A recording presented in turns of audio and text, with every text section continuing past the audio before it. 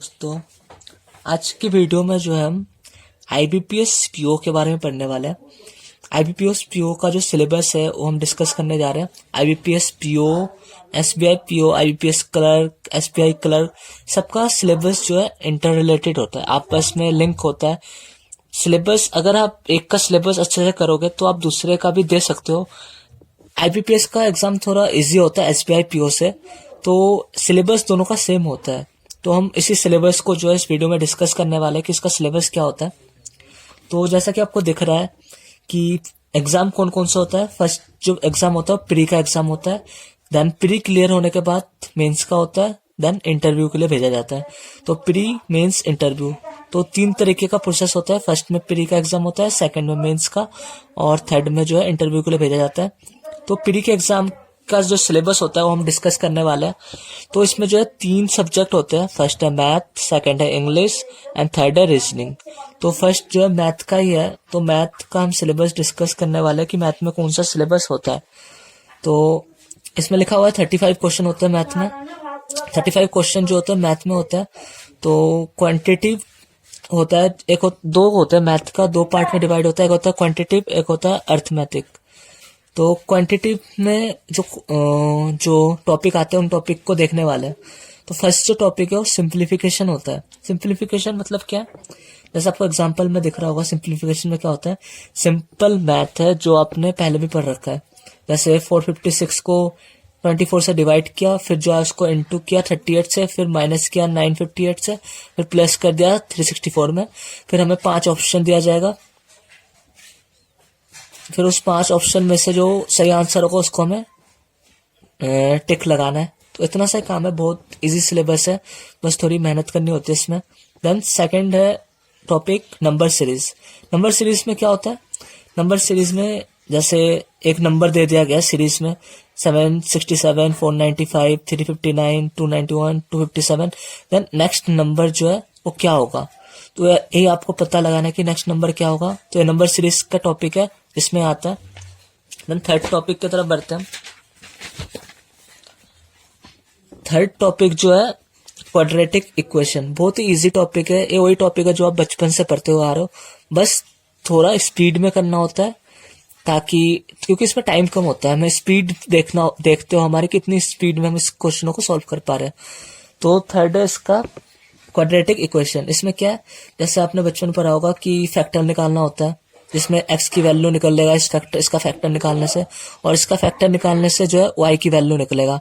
तो x और y की वैल्यू जो हम निकालेंगे, फिर उसी से हमें पता करना है ऑप्शन में कि जो x और y है। तो ऑप्शन इसमें जो है ऑप्शन ऐसे दिया जाएगा, जैसे फर्स्ट ऑप्शन है x ग्रेटर देन y है, या सेकंड ऑप्शन है y ग्रेटर देन x है।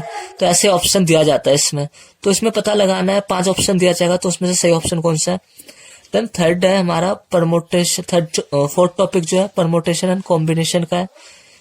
परमोटेशन एंड कॉम्बिनेशन ये आपने 11th क्लास में पढ़ा होगा, परमोटेशन और कॉम्बिनेशन। तो यही टॉपिक है, इसका जो है क्वेश्चन आपको दिख रहा होगा नीचे। तो यही क्वेश्चन है, ऐसा क्वेश्चन आता है परमोटेशन कॉम्बिनेशन का। और इसमें हम बताएंगे नहीं कि क्वेश्चन को सॉल्व करके, इस पर हम बस सिलेबस डिस्कस कर रहे हैं। ओके, देन जो 5वां टॉपिक है वो है प्रोबेबिलिटी। प्रोबेबिलिटी जो है आप पूछोगे हाई लेवल का आएगा या फिर लो लेवल का आएगा। इसमें बस ध्यान रखो कि सिंपल प्रोबेबिलिटी आना है, जो आपको पता होना चाहिए सिंपल प्रोबेबिलिटी। तो आपका मैंने क्वेश्चन नीचे दे रखा है प्रोबेबिलिटी का एग्जांपल, तो ऐसा ही होता होगा क्वेश्चन जो है प्रोबेबिलिटी का। तो ये एग्जांपल है। देन 6 टॉपिक है डेटा इंटरप्रिटेशन। डेटा इंटरप्रिटेशन में क्या होता है, डेटा इंटरप्रिटेशन मतलब हमें एक बार ग्राफ दे दिया जाएगा, या टेबल, डीआई, पाई चार्ट, या लाइन ग्राफ। उस जो है ग्राफ को देख के जो हमें समझना है, और जो ऑप्शन दिए रहेंगे उनको सॉल्व करना है।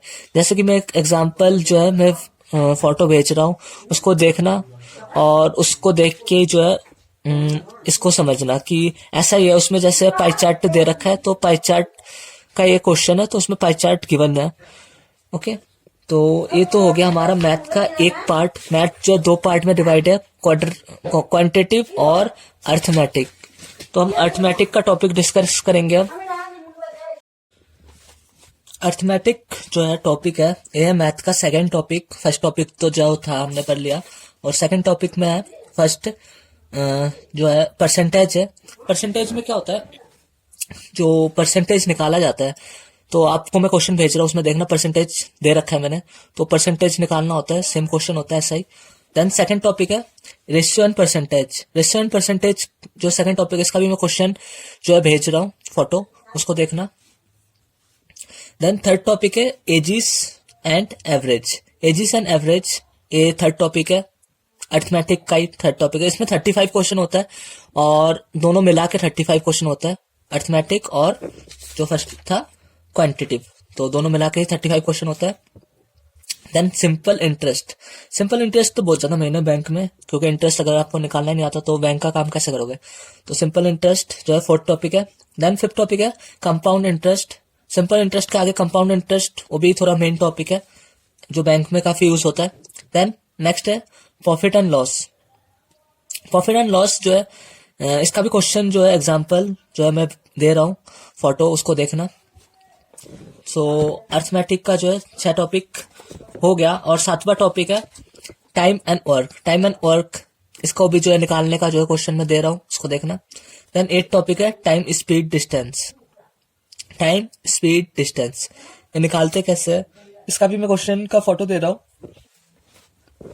मिक्सचर एंड एलिगेशन जो है 9 टॉपिक है, मिक्सचर एंड एलिगेशन, तो 9 टॉपिक इसका भी क्वेश्चन दे रहा हूं मैं। और लास्ट जो मेंसुरेशन, जो आपने 10th में भी पढ़ा होगा, जो बचपन से पढ़ते आ रहे हो, मेंसुरेशन, और इसका भी कैसा क्वेश्चन होता है वो मैं फोटो दे रहा हूँ, उसको भी देख लेना। सो ये हो गया मैथ का सिलेबस कंप्लीट। देन हम आते हैं इंग्लिश के में। अब इंग्लिश में कितने क्वेश्चन होता है, 30 क्वेश्चन होता है।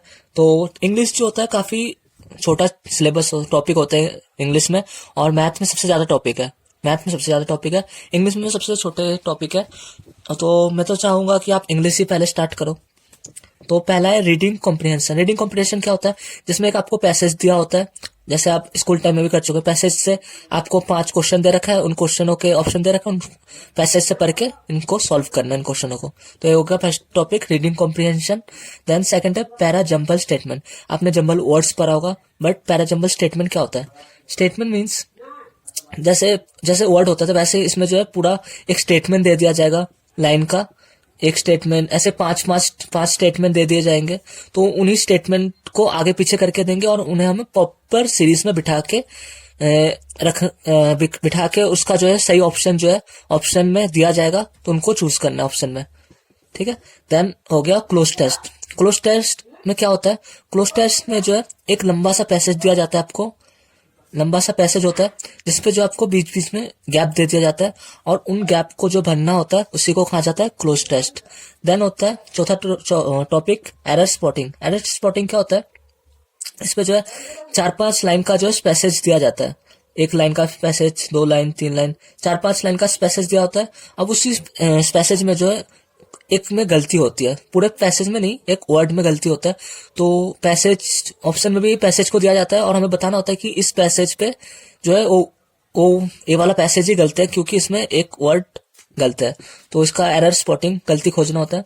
फिल इन द ब्लैंक्स क्या होता है, इसमें जो है इसमें भी जो है एक पैसेज टाइप में होता है, और बीच बीच में फिल इन द ब्लैंक्स दिया जाता है, बट ना इसके साथ हमें ऑप्शन भी दिया जाता है कि इसमें से मिलता जुलता वर्ड, कि इसका जैसे सेकंड फॉर्म, जैसे आपने वो पढ़ा होगा जो है वर्ब, तो वर्ब का जो है फर्स्ट फॉर्म लगेगा, सेकंड फॉर्म लगेगा, थर्ड फॉर्म लगेगा। तो ऐसे टाइप में फिल द ब्लैंक्स होते हैं। Then paragraph completion. Paragraph completion क्या होता है, इस पे जो आपको एक बड़ा सा पैराग्राफ दिया जाता है, उस पैराग्राफ को जो है पढ़ना होता है हमें, और उसी पैराग्राफ को पढ़ के हमें बताना होता है कि जो पैराग्राफ में लिखा है वो वही चीज ऑप्शन में कौन से ऑप्शन में लिखा है, ABCDE में। तो उस पैराग्राफ को ढंग से अगर पढ़ोगे तो हमें पता लग जाएगा कि ये वाला ऑप्शन सही है या कौन सा ऑप्शन सही है। और जो है 7 टॉपिक है वोकैबुलरी। ये तो आप बहुत टाइम से पढ़ते आ रहे होंगे। वोकैबुलरी होता है जैसे वर्ड होता है, जैसे हम इंग्लिश में कोई भी वर्ड बोलते हैं वो होता है वोकैबुलरी। तो ये 7 टॉपिक है। 8 टॉपिक है इसका सिनोनियम एंड एंटोनियम्स। सिनोनियम एंटोनियम्स भी आप बचपन से पढ़ते आ रहे हो, सिनोनियम एंटोनियम्स, तो यही पूछा जाता है सिनोनियम एंटोनियम्स।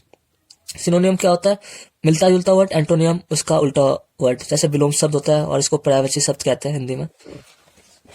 देन इसका इंग्लिश का हो गया अब आता है हमारा रीजनिंग का टॉपिक। अब रीजनिंग में जो है क्या होता है, 35 क्वेश्चन है, मैथ में भी 35 क्वेश्चन, रीजनिंग में भी 35 क्वेश्चन।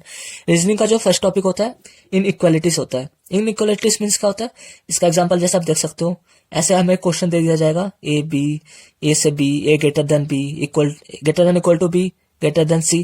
तो ऐसे एक ऑप्शन दिया जाएगा और इसी ऑप्शन में से हमें चूज करना है कि कौन सा ऑप्शन सही है।